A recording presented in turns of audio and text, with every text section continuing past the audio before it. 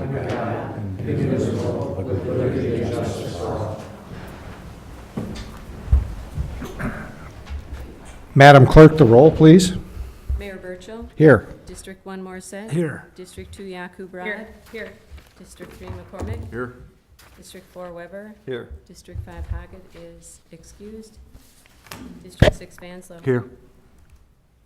If I can indulge the council, I'd like to change the order a little bit tonight and read a proclamation so the people that are here can go.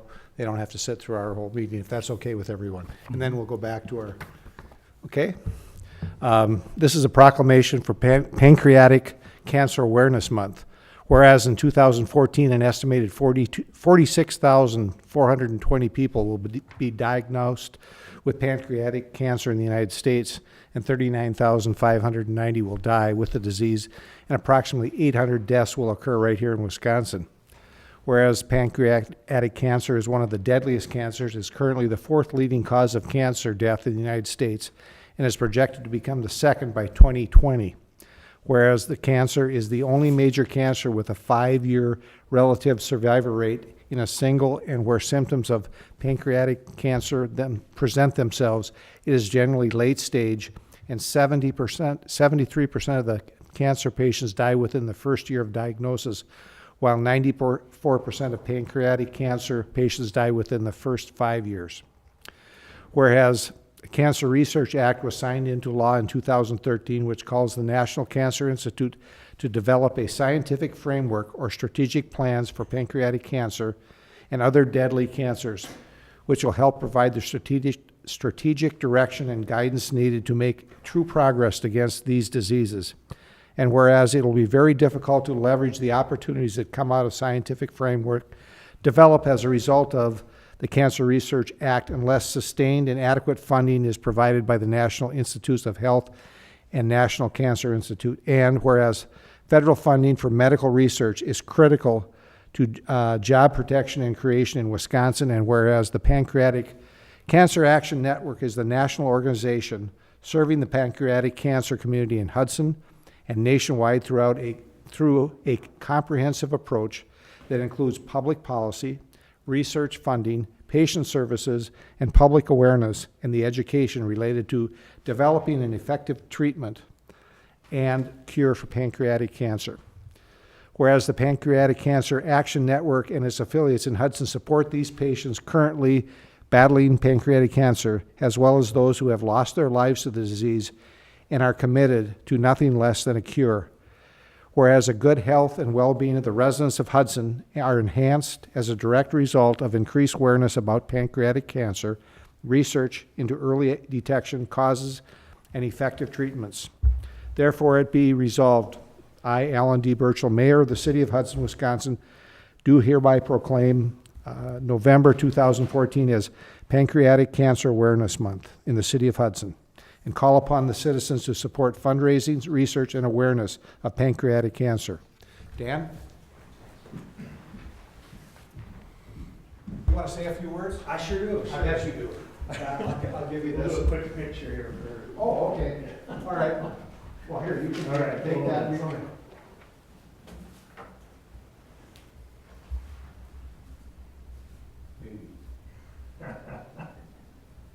good? All right, good. Thank you. Yeah, thanks. No, I just wanted to quickly thank Mayor Burchill and the City of Hudson for making this recognition this evening. This hits close to home for me. I have lost a brother and a niece recently to pancreatic cancer, so it goes a long ways educating the public as well as promoting future fundraising efforts for this dreadful disease. So thank you again, everyone, and I appreciate your time and effort this evening. Thank you, Dan. Okay. Move back to our regular agenda items, and at this point, is there anyone in the audience that would like to make comments or suggestions from any citizens present that is not on the agenda? Now's your opportunity. If you can state your name and address, please. Hi, I'm Andrea Jorgensen with the Hudson Area Chamber of Commerce and Tourism Bureau, and I thank you for the opportunity to address the council tonight and the City of Hudson. I'd like to invite the community of Hudson to come out for the 29th annual Christmas Tour of Homes. We are celebrating a tour that's going out to the country. We're heading a little bit south of downtown Hudson this year, heading down towards the Troy Burn area. And we have 4 homes on the tour this year that are outstanding, and I invite the whole community to come out and join us. There's 3 tour options, something for everybody. If you want to put a little dazzle and bling on, we've got something for you on that Friday night. And we can spice it up. For those that don't want to dress up in the black tie, you can see the houses when they sparkle and shine. And the tour will also run November 21st, which is a Friday, through the 23rd. Our traditional tour runs Saturday and Sunday, and we hope that the community of Hudson will come and join us to celebrate another great year of beautiful, creative holiday celebration. Thank you. John, can you give the dates one more time for everybody? Absolutely. It's November 21st through November 23rd. Thank you. Thank you. Okay. Is there anyone else here that would like to speak to the council? Okay. If not, Madam Clerk, consent agenda. To approve the regular meeting minutes of October 6, 2014. To approve claims for payment in the amount of $500,033.04. A detailed description is posted on the city's website and is available on request at the clerk's office. Contingent on payment of any outstanding debt owed to the city, and upon approval from the police department, approve the issuance of 1 regular operator's license for the period October 21st, 2014 through June 30th, 2016.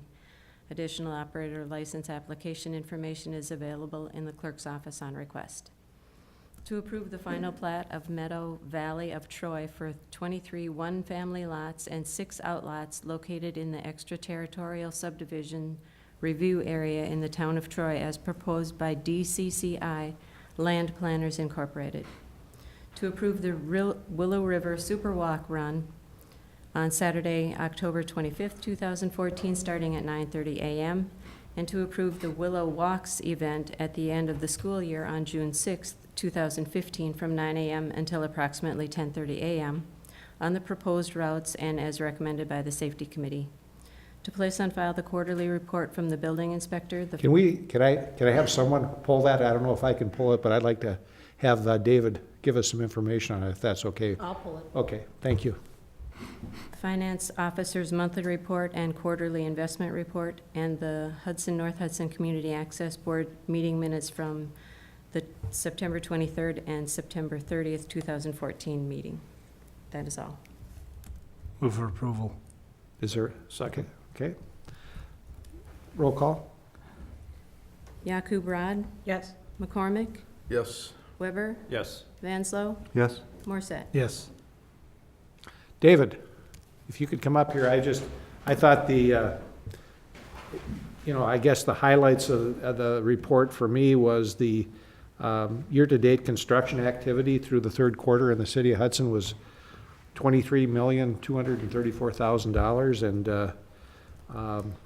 we've got a significant 4th quarter already with almost $700,000, and again with Presbyterian Homes, where that comes, that's another huge project. But go ahead, David. Yeah, correct. The 23 million, that does not include the 3 projects on the bottom of the list there. The Phillips Medisize tenant alterations, that's a significant project at $556,000. The Michael Murphy project, that's shell improvements to his building downtown. And then the Presbyterian Homes project, that starts, going to be starting this week, most likely. We'll have a pre-construction meeting on Wednesday. In addition to just the permit revenue and inspection report, I did add some additional information to the report this time around. Just so you're aware, we've been kind of picking away at the big subdivisions out there on the southeast quadrant of the city, over the past dozen years or so. And it's getting to the point where those subdivisions are getting pretty well filled up. So I gave you some numbers just to keep in mind that You know, the Lighthouse subdivision only has one single-family lot left. Both Hudson Meadows and Hanley Green, there's no single-family lots remaining in those subdivisions. Red Cedar Canyon is down to about 34 lots. Heritage Greens is down to 24 single-family lots. So in all, the subdivisions around town, we're down to about 65 single-family lots, which is about a 2-year supply at the, the present permit activity. And then looking at multifamily, there's not that much in terms of available multifamily buildable existing parcels out there. The Lighthouse, there's 2 buildings left, a 4-unit and a 6-unit. That has not been started yet. Heritage Greens has about 18 units scattered throughout, already approved. And then Hanley Green, there's 21 units there for a total of 50 multifamily units available. Multifamily, on the other hand, it's kind of harder to predict. It's kind of been more sporadic in terms of construction starts there. Any questions for David? I just thought that the 2-year supply is probably the first time in a long time that our inventory is getting that low. These are developed lots ready to go, right? Right.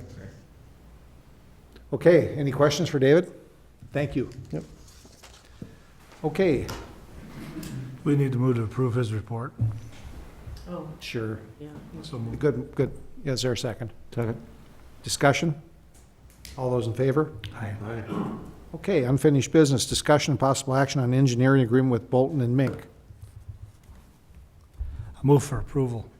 Is there, okay, discussion. This has been worked on, this is, that we have, and Catherine, you worked on this? Yes, I reviewed it, and it's basically on an engagement letter type process for each project that the community development director and parks and public works directors will decide which firm for a particular project. Then you get a scope of services depending on the amount, estimated amount, and then it comes to, again, depending on the amount, finance and council if it's over. It goes through the procurement policy, but it's basically on an as-needed letter of engagement type basis. Okay. We have any questions or comments on that? There is a rep here from Bolton and Mink. Okay. Anybody have any questions on that? It looks. All right. All those in favor? Aye. Opposed? Motion carries. Next, we have the discussion, possible action on engineer agreement with Short, Elliott, and Hendrickson. They're the Same. same contract. Same contract with, we will now have 2 engineering firms. Move to approve. Is there a second? Second. Just as a comment, again, I'll make a comment. I think we need to, I think each of them have their plus, or their strengths in their engineering, and the process that we go through for picking each of the engineering, we need to have that established at some place. How do we want to do that?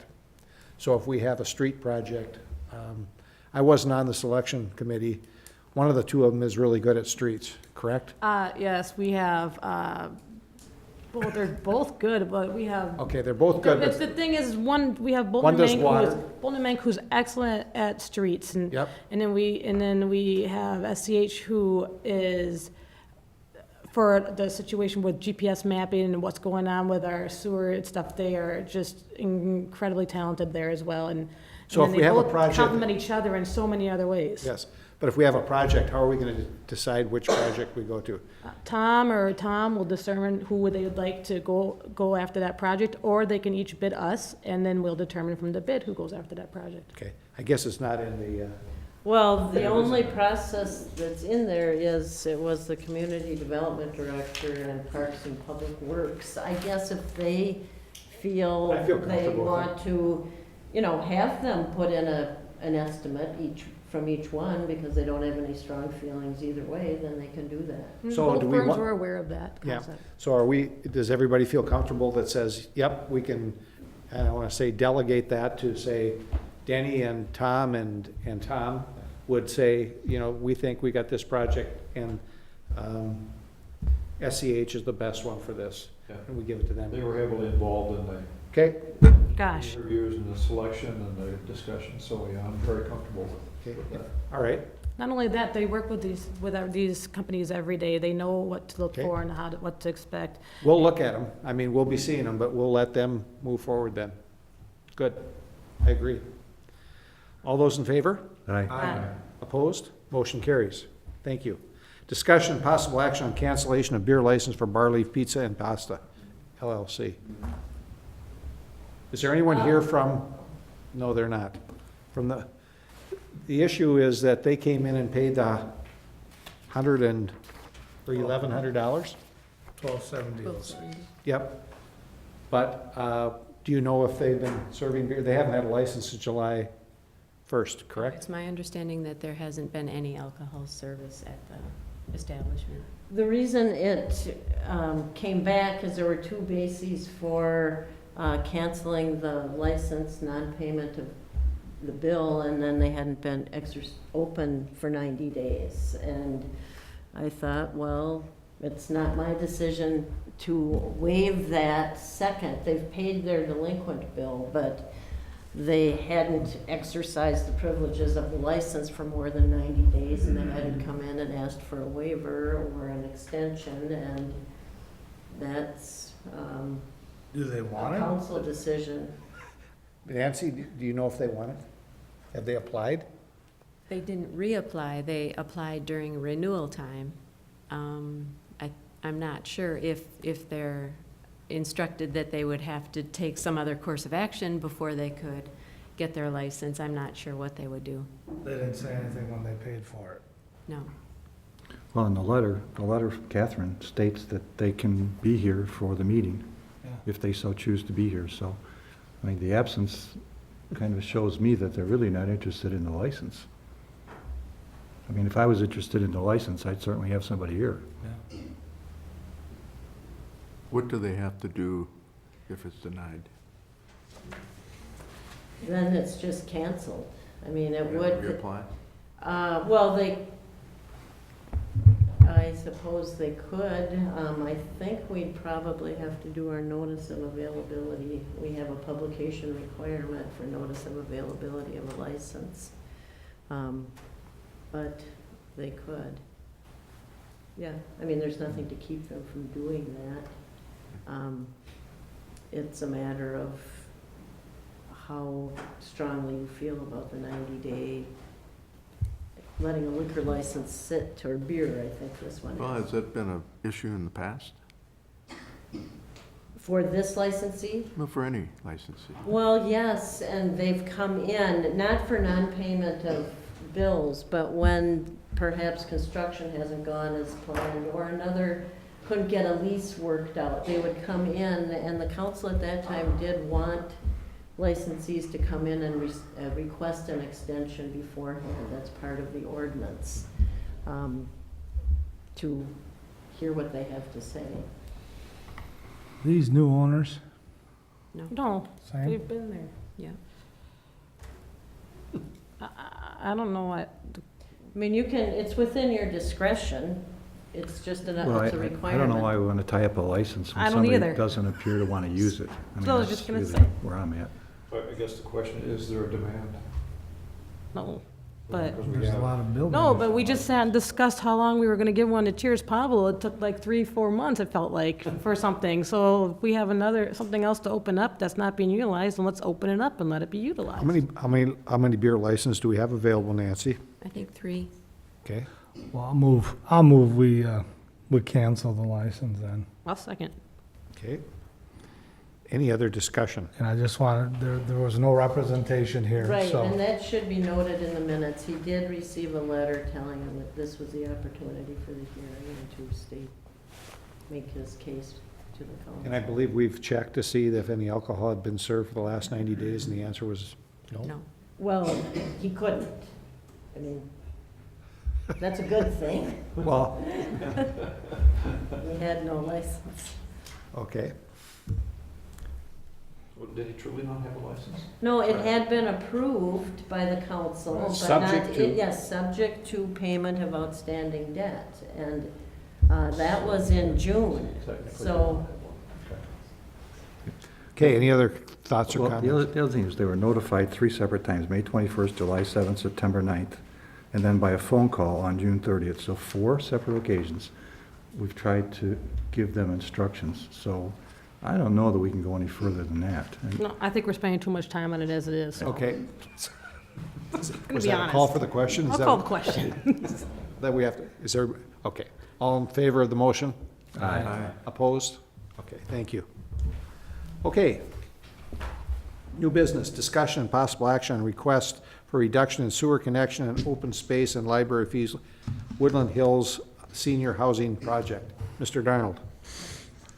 In your package, there is a copy of the letter from Ms. Pam Bells with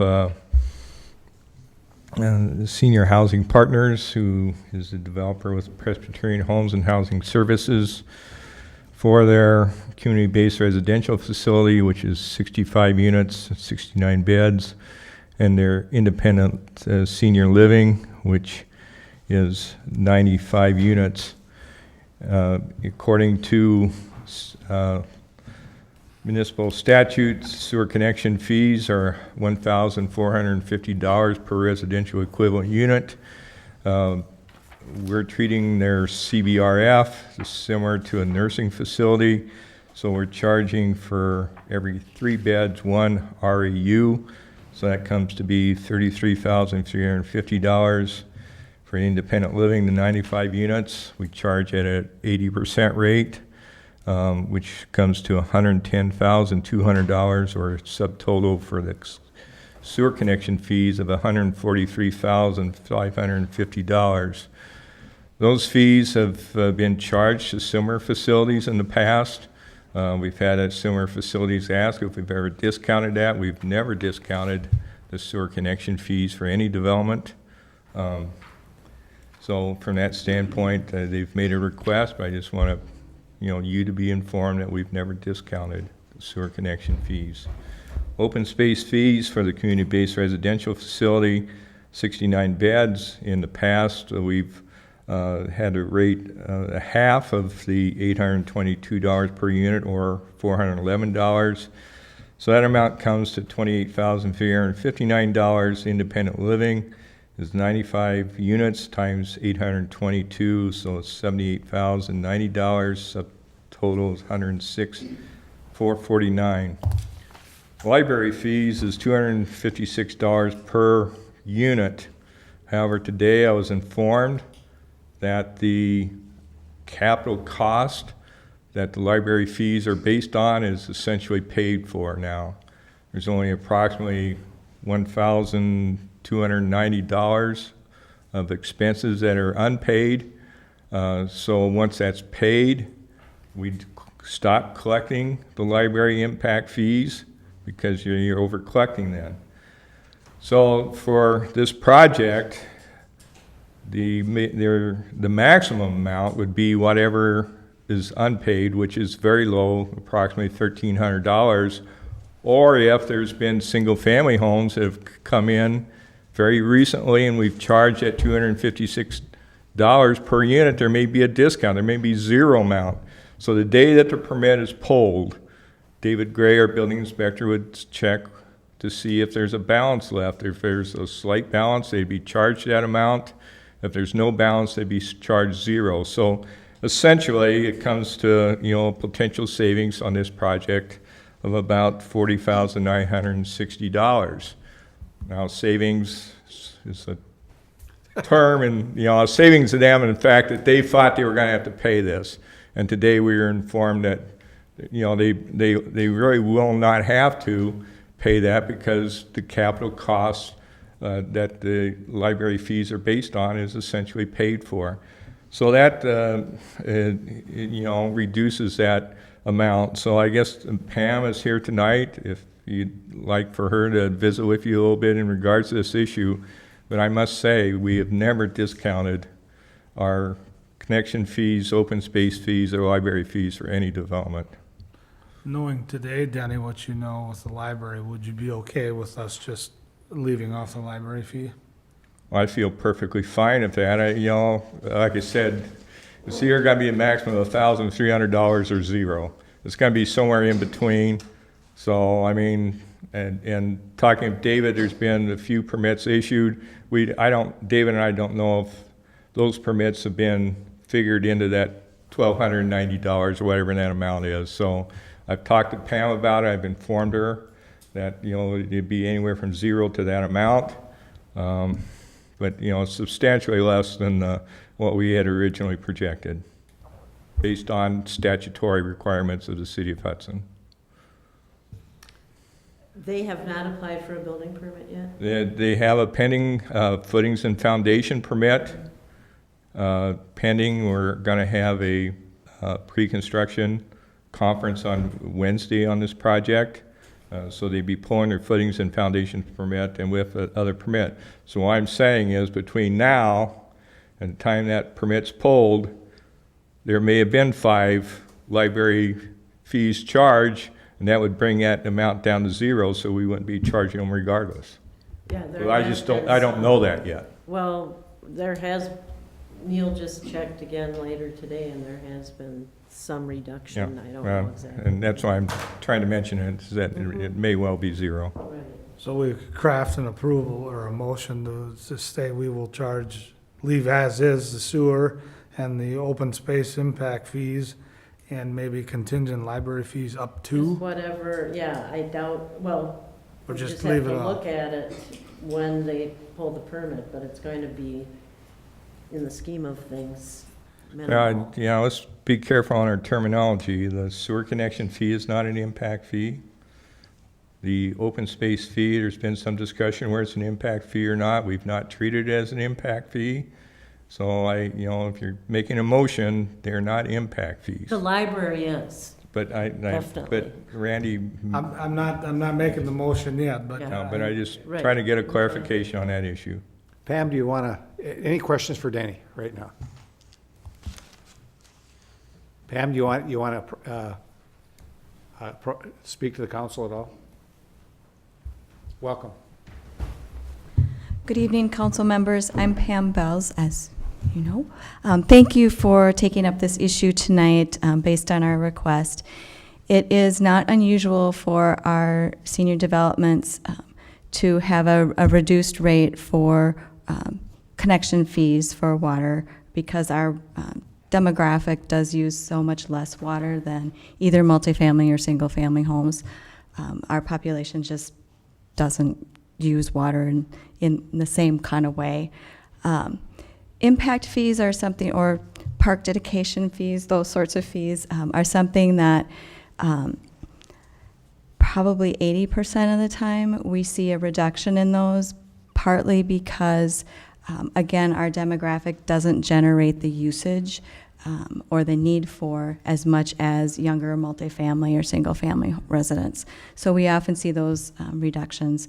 We also try on our campuses to keep or create green space that serves as parks for our residents, and we always welcome those in the neighborhood if they want to come walk through or enjoy our grounds as well. So that's just kind of a typical scenario for us, so I wanted to request that as well, and I appreciate your consideration. Thanks. Thank you. Any questions for Pam? Go Go ahead. Go ahead. I have a question for Pam. Well, what is Senior Housing Partners? Councilmember Senior Housing Partners is the development and construction arm of Presbyterian Homes. So we're a part of Presbyterian Homes and Services. We're often hired as consultants by other senior housing providers, and they just as soon hire senior housing partners. And When you projected the cost of this project, did you figure the sewer connection fees and open space fees that are payable? Councilmember, at the time of the original performance, we estimated, because the true numbers were not known at that time, and our estimation was about half of what the actual fees were. Thank you. Yes. I just want to comment on the situation, and Pam, as you know, I've been voting in favor of this development, and I'm still very much in favor of it. However, I'm not in favor of reducing the fees. There's a few, maybe a reason or two why, and one being that this is already a development that's not fully taxable as far as property tax. So that's something that we'll have to basically soak up in our property taxes as roads are utilized and everything else in that area. Also, it's not been something we've done. I mean, I understand that the demographic doesn't use as much, well, I guess I don't understand, but it's being stated that the demographic doesn't use as much water and all of that, but neither does the Red Steer Canyon Assistant Living Inn or any other senior home that we have, and they've all had to pay the fees. So I think it's something that we have for a reason in our city, and I think we need to continue with it, and especially in a situation where property taxes aren't fully paid out on this development due to the Presbyterian part of it. So. And it would appear like, you know, we are making accommodations, and or that our policy already provides a reduced rate. Okay. Any other comments, question? Anybody have any questions for Danny? Go ahead. It doesn't settle well with me that they're asking for this. I think it's a great project, don't get me wrong, but everybody else has been, like Mary said, paying their share. You know, and also this is part of the community. I mean, they're gonna be a part of the community whether they use the parks or not. So I think they should be paying their fair share. Okay. I'll make a motion to deny the request. Second. And second by Tom. Any other comments, questions? And just Yep. get a clarification, do you want to incorporate that library fee in with that? If it's not paid, I think it should be contingent That up will- to. Well, it will be whatever it is at the time. If it's down to zero when they apply for Sure. their building permit. $1,400 to zero. There won't be any amount. So it will be whatever it is when they apply for their permit. Is that okay with you? I made a motion, so, Yep, yeah. that's okay, and okay with you as a Yep, second? second. Yep. Discussion, any other comments? All those in favor? Aye. Opposed? Motion carries. Thank you. Discussion, possible action on submission of funding request for flood damage to Dyke Road and allocation of funds for preliminary engineering costs. Mr. Zuli.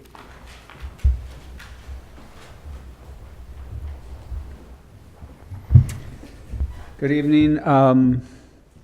The city staff has been in contact with the Wisconsin Emergency Management regarding reimbursement of some flood damage to the Dyke Road. We have been in contact with the Karen Stone from the Wisconsin Management. She's a coordinator. We're just asking the council, and if we were to proceed with this grant or funding for this, if there was a fund to identify a funding source for this project. The total project is estimated, I'll break it down here. Mudjacking of the road that was damaged, undermining of the road is estimated at $30,000. Riprap installation along the Dyke Road is estimated at $270,000. 5% contingencies, $15,000. Total estimated construction costs, $315,000. Funding, the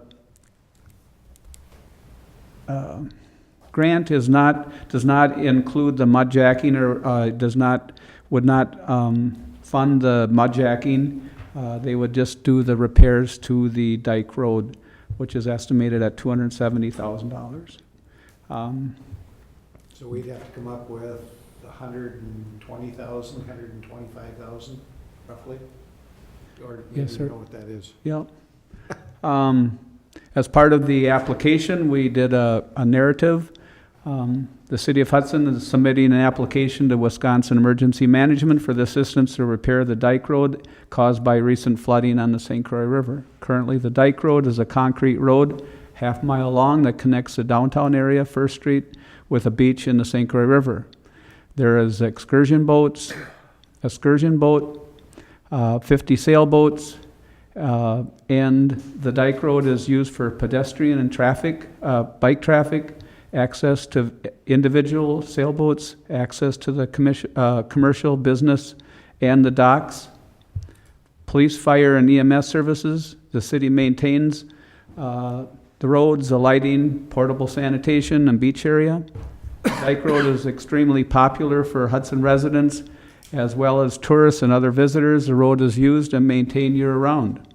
Recent St. Croix River high waters and storms have eroded both sides of the roadway. So that's part of the narrative that we sent in, and for part of the application, we have to identify a funding source, which is approximately the city share would be about $120,000. Possible funding sources would be some money that we have in the park fund that we get from the moorings down in Lakefront Park, and also there was some money for dike repairs in our capital projects. Is that 270 to rip wrap the whole, both sides, all the way down? That's Tom Sifko and I measured, and that's what our estimates would be for both sides, yes. And can somebody tell me, since I can't figure out why we have preliminary engineering for $10,000, but isn't that why we hired an in-house engineer? That was just what he estimated. It isn't that we spent it, that's how much it's gonna cost. 10 grand? It's just an estimate, and the other thing is we may have to have some money for some of the grants. We have contacted the Corps of Engineers and the Wisconsin DNR to see if there's any monies available, grants through them also. Isn't that why we're paying Tom Sifko? It's not, it's allocated money to the project. It isn't money that we're spending. It will be money allocated to the project from his costs. As I understand it, would that be correct? Yeah, that's kind of our thinking, is that there has to be some money. money. Isn't going out. We're trying to put all the No, I costs of know, the but project you in. see that estimated 10 grand, but There be specifications that need to be prepared. There's often be inspections that be required of the project. Those are project costs. Those are not hourly. There's some of the expense of Mr. Sifko's position will come by project, such as inspections and so forth. That's not his typical hourly where he may be helping Tom or myself out with common projects. But as these special projects come in, as part of that funding will go to Mr. Sifko for inspections or things that he may be doing, or if he's not able or capable of doing those things, we'll have to go out to one of the engineering firms we just hired to do those services also, and that's where those dollars will be allocated, or why. Thank you. And if there was some engineering that needed to be signed off on by then, that we would have to utilize them. So the project is a project that needs to be done. The question is, if we don't get the grant from, and there is no guarantee we're gonna get the 70%, or have we been notified that No, we're gonna? we just need to identify a funding source, and as part of the grant application, say that we have a funding source in place when we submit the application. For 30%, right? Yes. 4 to 30%. City would be responsible for 30%. Yeah, that's what they want, the funding source identification. How much, Mary? For 30%, they want us to identify 30%, a funding source for 30%. It's more like 157,500. I think if you add everything up, if you take the mud jacking, doesn't be included in that? No, No, that's not no, right? the mud jacking Okay, is not gonna be included. so we have to add that 30,000 to that number, because that's not included in the mud jacking. So I think at I the mean- meeting we had, we identified those two, or Neil, is he still here? Yeah. Can you confirm that those two sources would work? No. They won't. So what's next? No, those two sources aren't even close. Okay. What we talked about at the meeting was, if you recall, for the June 2013 storm event, out of the general fund, we advanced $150,000 of seed money that allowed us to work on projects pending reimbursement from FEMA. Right. Okay? Those monies, once those 2013 storm projects are completed, the intent was to repay those to the general fund. What we talked about at our meeting when we talked about the project was utilizing those funds, so you would have $150,000 roughly, because, we should be able to, anything else we've paid, we will have been reimbursed. So the intent, whether it would be at the end of this year or sometime next year, the 150 coming back to the general fund, that money is available for use. The sources that were referenced before, you probably have $50,000 available, which wouldn't be adequate. So in a motion word, what source do you want me to reference if I make this motion? Because the money has to be. The June 13 storm fund. Okay, so I'll make a motion to approve 30% of the total funding out of the June 13 storm fund, which is, what was the number? 157. $157,000 towards the Dyke Road repairs. Is there a second? Second? Let's talk about this a little bit further now. Tom, if we apply for this and don't get it, we need to come back and talk about the whole project again. I mean, okay? I mean, is that okay with everyone? Well, yeah, Because we have because to. it's gonna double, it's gonna 70% more then. Right, well, but, go ahead, Neil. I think one of the things there, in the 5-year capital plan, Yep, that project is included in there. Yep. So whether we're funded, how we're funded for it or not, it's at least included in there. And whether we identify it that subject to that funding, we may not do it in 15, it may be 16, but you'll have another opportunity to do that. I think that's important to consider. okay. Is that, anybody have any questions? I just, this was a really a good thing that Tom and Kim talked about, this emergency money that we could get. I think it was a good catch if we can get that money. Because again, it was the high water mark and just made a lot of erosion on our Dyke Road, and if we can get that money, that's a good thing. Any other comments or thoughts? Was the motion for 70%? Motion's for 30% because 30%, excuse to me. get the 70% grant, we have to identify 30% funding. To qualify for the grant, I should say. Any other questions, comments? All those in favor? Aye.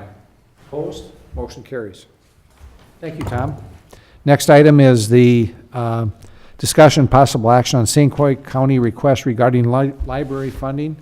I think you'll see that we received a letter from Pat Thompson, the administrator for St. Croix County, requesting the Hudson Library to honor its commitment to neighboring municipalities. I've talked to Pat, and we have no control over what the library, how they spend their money once we allocate the money to them. So I've told them that our agreement among the 4 municipalities has been, we rescinded, I don't even remember what You item. amended it to remove the reimbursement payments to those River Falls. Other libraries. Yeah, So Baldwin, the Richmond, River Falls, Somerset. So, we can't tell the library what to do with their money once we've allocated that. So I don't know, I guess I wanted you to be aware of, this came into the city, and I wanted you guys just to be aware of it. If So we deny the request of we have, delegation? Yeah, you have no authority really. No, to- I mean, their letter, reading the letter, if that's what they want. well, it says request that the Hudson Library honor its initial commitment. As chairman of the finance committee for the library board, I would be recommending that we do not pay the reimbursement fees. Okay, Is that a- That would be my recommendation to the board. okay, to the libraury board, correct? Library board. And I don't know, do we need to have action here? Well, I just wanted you to be aware of it. If you want to have authority to respond to it, I think you'd want a motion that says, Why make a response when there's no need to? I agree. okay, I mean, it's, fine. yep. And Mr. Thompson, I talked to him on the phone, and I explained that city, we have no authority to tell the library how to spend their money, and he understood that. Okay. Okay? Anybody else have any comments or thoughts on that? I'm not sure we shouldn't respond. Okay? It just seems like we need to close it off. So ignoring it sends a different message than saying, ignoring means we're ignoring you, we don't pay attention to you. Yeah, but the request is at the Hudson Library honor its No, commitment. but it's written to the city of Hudson. Well, I understand that, but they're not asking us to do anything. They're asking the library to do something. So, well, I understand your point, but We created the opportunity for the library to not have to do that reimbursement. So, say, we're not gonna change our stance. Appreciate you. It's not gonna hurt to make a motion either. We don't have to have a motion, I can just send a letter Yeah. saying what our position is, if that's okay. Sure. You're not okay with that, Tom? oh, that's Well, fine. you've fine. responded by phone. I have already responded to him, but I said, I thought it's important that you guys see the same thing that, because maybe there'd be a change of heart, that maybe we would, I think we have a library board in place for a reason. We have a representative of our council on the library board, and that's what and they handle their own budget, so. okay. I'll have a short, I'll draft a short letter, and you'll get a copy next meeting. If that's okay with everyone. I'd like to see that. Okay. All right, thank you. Communications from the mayor and recommendation. I just have something I put together I'd like to read. There was an event last Tuesday night at our school board meeting, which I believe the city council needs to review. There was an article in Friday's paper, St. Paul paper, and I have received a copy of the police reports from that incident. I have a concern with the relationship of our police department liaison position and the Hudson School District. Our liaison officer is an excellent police officer and have received positive feedback about his performance at the school. We need to make sure there is no gray area in our police officers' work for the chief of police and the city of Hudson, not the school district or the superintendent of schools. The police liaison officer provides a needed benefit to all of our students. Tomorrow morning, I'd like you to consider a review committee to look at the positions of the 2 police officers that we've authorized in our relationship to the Hudson School District. And on that committee, I'd like to have Marty, the Chief of Police, Marty Jensen, Randy Morissette, the President of the Council and Chairman of the Public Safety Committee, Mary Yakub, who is the School Liaison Officer, and myself. So we can discuss this tomorrow. And it's on the agenda. I put it on the agenda if you saw that. Tomorrow morning, we have 2 things on the agenda. That's all I had. Is there anybody else that has anything? Yes, Mary? I'd like to say something, kind of piggybacking on what you just spoke about, and I debated saying something for this whole entire time until right before the meeting started. So it might not be as polite as Alan's, but I feel has to be said. So as a representative of the city of Hudson, and as a school liaison representative, I am deeply disappointed in the actions that took place this past Tuesday regarding the school district, specifically the actions taken by our superintendent towards a citizen of our community. We as a council authorize the use of a police liaison officer to handle things during school days. In no way did she have the authority, nor should she have given direction to our officer to go to the house of Jeanette Kunz and request her phone be taken to see if she was taking pictures of private student information. There was a line that was crossed by our superintendent. In my opinion, that line was using an officer who was sworn to protect citizens and place him in a position where he was instead used as an intimidation tactic towards a constituent who has been vocally against recent actions of our current school board. Our superintendent should be ashamed of her actions and, in my opinion, give a public apology to Ms. Kunz and her family. I questioned whatever happened to simply asking the question of Ms. Kunz versus using intimidation tactics. I also think it is quite concerning that we had an elementary school teacher at a public meeting with private school information on her laptop. As a parent of elementary children in our district, I question the competence of such action. It is a sad day when our community has to question the trustworthiness of one of our public figures, being our superintendent, the person in charge of our public education. I, for one, would like to extend an apology to Ms. Kunz, as no resident should have to go through what her and her family went through. Ms. Kunz has been an outstanding community member and a business owner in our city, and it's embarrassing to see her good name smeared in our community. Thank you. Anyone else? Any other comments? City Attorney? No. Okay, is there a motion to adjourn? So moved. Oh, well, and there's a second, hopefully, by a second, but is there any other things for future agenda items that you'd want to see on here? Okay, we have a motion. Do we have a second? Second. All those in favor to adjourn? Aye. We're adjourned. Thank you very much.